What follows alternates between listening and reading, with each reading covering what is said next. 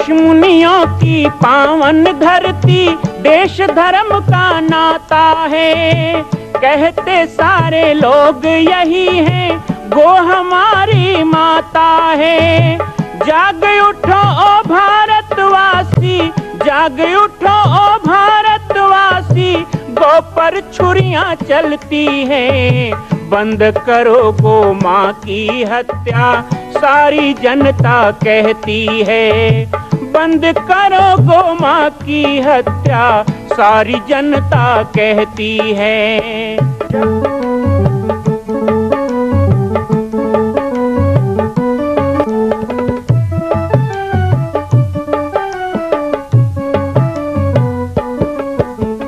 जगह जगह पर बूचड़ खाना, लाखों गौएं कटती हैं।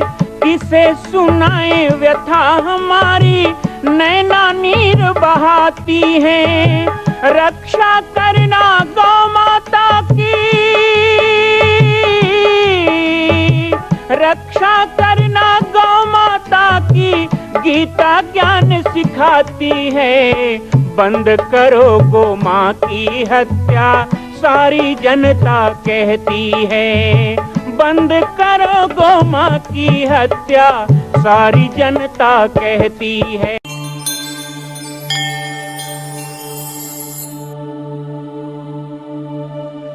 कहते कई को सपना आया कि सोने का महल है, तो कनक भवन बनवाया। विश्वकर्मा को बुला लिया, दशरथ को नहीं आया तो कैकेयी ने बाण में पत्र लिख के देवलोक छोड़ दिया। छत्राणी कैकेयी देवासुर संग्राम में प्राण बचाए थे ना दशरथ के। दुई वरदान भूप सनथाती, विश्वकर्मा एक सोने का महल बनाए। आज भी अयोध्या कभी जाओ तो कनक भवन बोलते हैं, वो वाला नहीं है, अभी सीमेंट ईटा वाला है, लेकिन उसी जगह में कहते हैं कनक भवन था। और जिस समय कनक भवन बन के तैयार हुआ, अब गृह प्रवेश करने वाली थी, कैकेयी तो बड़ी घमंडी थी, या नहीं हमको तो जैसा होना वैसा किसी के पास नहीं होना। लेकिन कौशल्या बड़ी शांत थी।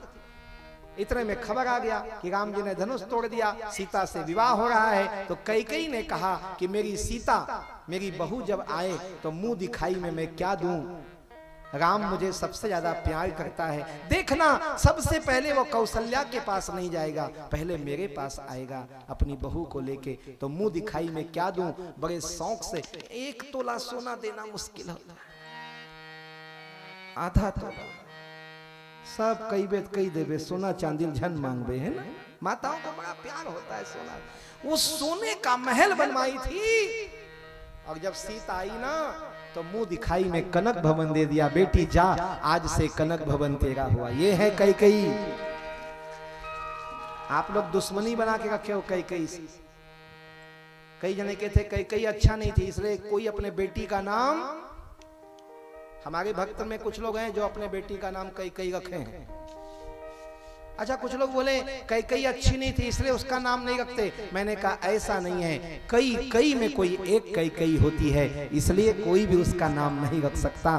कैकेयी बनना कोई सरल नहीं है। उसने जो त्याग किया, कभी समय मिले तो बताएंगे। एक बार सन 2003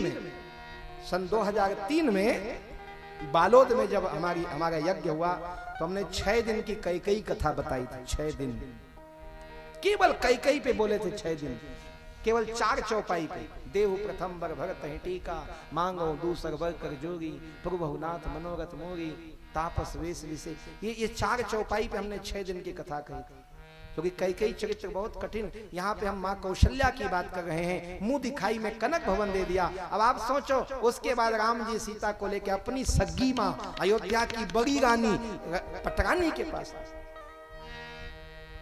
सग्गी सास। अब कैकेयी ने इतना बड़ा दे दिया तो कौशल्या सोच रही है कि मैं कुछ छोटा मोटा सोना चांदी दे नहीं सकती। भाई मेरी सौत ने इतना बड़ा दिया है, इसकी छोटी सास ने, मैं बड़ी सग्गी सास, मुझे तो कुछ ऐसा देना होगा कि कैकेयी से बड़ा हो। अयोध्या के लोग भी सोच रहे हैं, कैकेयी भी सोच रही है। राम जी बड़े परेशान हो गए थे। राम जी कहे मेरी माँ धर्म संकट में आ गई। अरे कैकेयी माता, क्यों दुनिया को हल्ला करके तुमने कर दिया, अब मेरी माँ क्या करेगी। माँ क्या सोच रही होगी, अपने बहू को क्या दे। सीता भी संकोच कर रही हैं, लेकिन उसी समय माता कौशल्या ने जो किया वो अद्भुत क्रांति थी। उन्होंने जो किया वो आज तक कोई नहीं कर सका। उन्होंने सीता को कहा, सीते, मुंह दिखाई में अपने बहू को लोग बहुत सारा चीज देते हैं, आज मैं ऐसा चीज देने वाली हूं जो आज तक किसी माँ ने अपने बहू को न दिया होगा। बोले माँ क्या? कहा आज तक कन्या का पिता कन्या का हाथ पकड़ के वह के हाथ में देता है। उसी समय कौशल्या ने राम जी का हाथ पकड़ा, आज से मैं राम तुम्हें देता हूं, जा राम तेरा हुआ, राम तेरा हुआ। अब राम से बड़ा थोड़े महल होगा।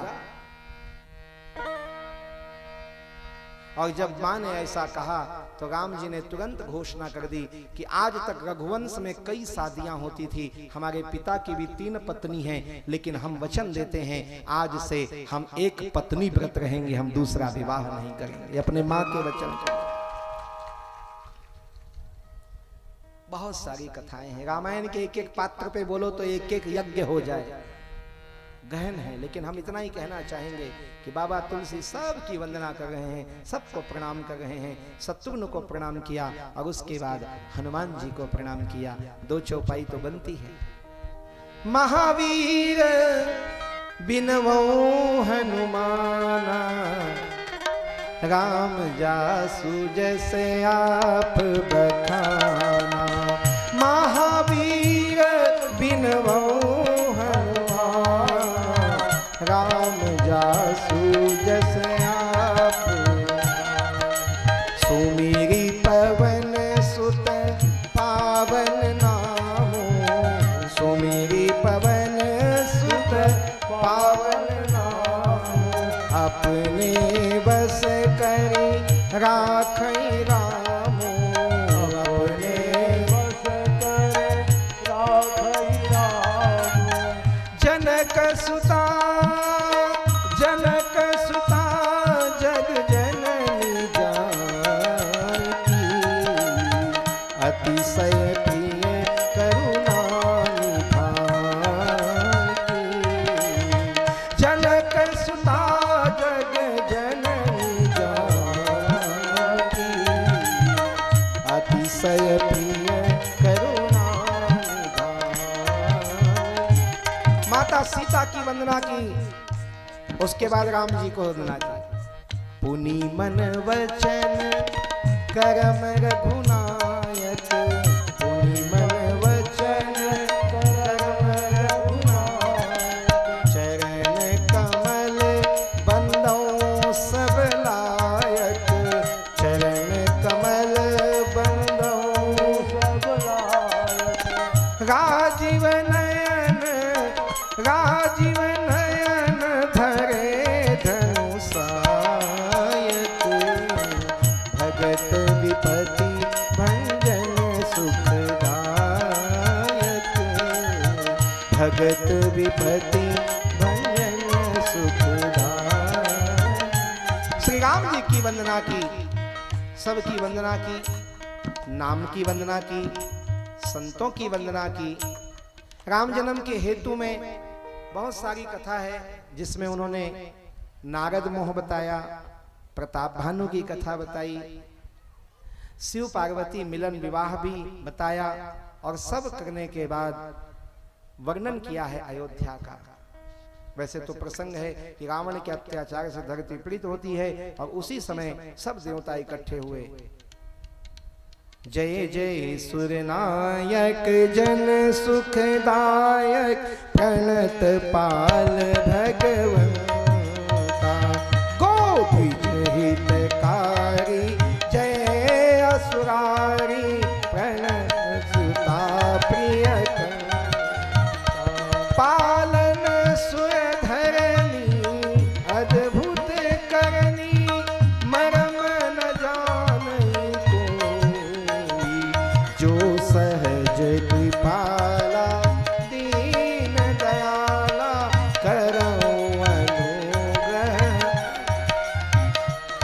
जय जय सुरनायक जन सुखदायक, प्रणत पाल भगवंता।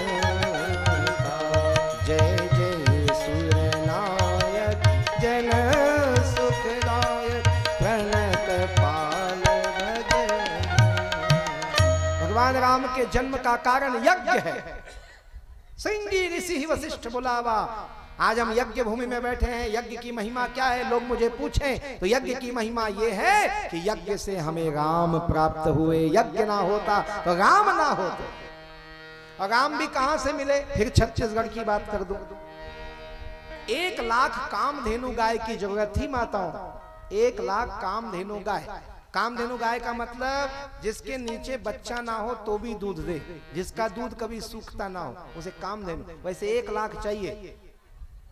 और कितने महीने यज्ञ चला, ये नहीं 7 दिन में हो गया। पुत्रष्ट यज्ञ। तो कहा ऐसी गाय कहां मिलेंगी? तो 1 लाख कामधेनु गाय छत्तीसगढ़ के संत श्रृंगी ऋषि के पास। वो कौन है? दशरथ के दामाद, राम के जीजा जी, उनकी बहन शांता के पति। तो श्रृंगी ऋषि को बुलाया गया और महाकवि कालिदास रघुवंश में कहते हैं 300 सेतु बनाए गए, 1 लाख गायों के खुर चांदी से मड़वाए गए, 1 लाख गायों के सींग सोने से मड़वाए गए, उनके पीठ पे मखमली वस्त्र ढका गया। सभी गाय को सुस्वादु भोजन, एक एक गाय के लिए 2-2 ग्वाले अर्थात 2 लाख ग्वाले रखे गए। इस तरह यज्ञ प्रारंभ हुआ। दूध की नदियां बहने लगी। इतना दूध बहता था कि दूध निकालते समय 2-4 बूंद धरती में गिरता है ना, 1 लाख गाय का रोज दूध निकाला जाता और 2-2 बूंद गिरता तो सरयू का नदी सफेद, सरयू का पानी सफेद हो गया उन दूध से। इतना दूध अयोध्या में बहने लगा। खूब आहुति हुई, खीर से आहुति, घी से आहुति, गौ माता के गोबर का कंडा डाल के आहुति, और इस तरह से पंचगव्य से आहुति होने लगी। और भगवान यज्ञ भगवान वहां स्वयं प्रकट हो गए। यज्ञ भगवान स्वयं प्रकट होकर के और वचन देते हैं कि आपके गुरुदेव वशिष्ठ ने जो कहा है, धरहु धीर होई है सुतचारी, त्रिभुवन विदित भगत वैहारी, वो पूर्ण होगा।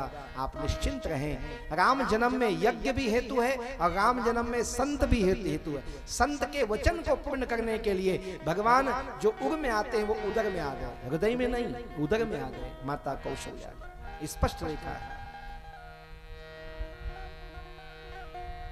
रामनवमी का दिन है, मधुमास, मध्य दिवस, अति शीत न घामा।